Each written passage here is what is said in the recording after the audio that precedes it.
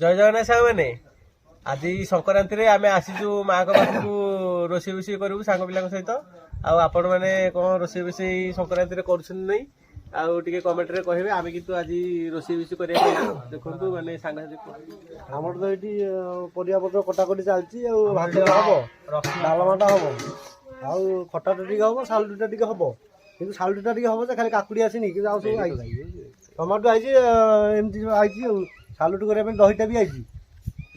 କାକୁଡ଼ିଟା ତ ମିଳିଲାନି, ଦେଖୁଛୁ କୁଆଡ଼େ ଖୋଜିଲେ ଯଦି ମିଳିଗଲା ପକେଇଦେବୁ ସାଲୁଟା କରିବୁ, ବାଡ଼ିଆ ସାଲୁଟା କରିବୁ। ବାଡ଼ିଆ ସାଲୁଟା ହବ। ସାଙ୍ଗମାନେ ଆମର ଆଜି ଖାଲି ଆଇଟମ ହବ, ଭାତଟେ ହବ, ମାନେ ଡାଲିଟେ, ଡାଲମାଟେ ହବ, ଶାଗ ଆଉ ସାଲଟ ଆଉ ଆମ୍ବୁଲ ବେସରଟେ ହବ। ଆଉ ଏତିକି ଆମେ ଟିକେ ଛୋଟ ଛାଟିଆ ରୋଷେଇ ଟିକେ ମାଙ୍କ ପାଖରେ ସଂକ୍ରାନ୍ତି ବୋଲି କରୁଛୁ। ଆଉ ଆପଣ ମାନେ କରୁଛନ୍ତି ନାଇଁ ଟିକେ କହିବେ। ଆଉ ଯଦି ଆପଣ ନ କରୁଛନ୍ତି ଆସିବେ ଏଠି ଗୋଟେ ଖାଇଦେଇକି ଯିବେ। ଆମେ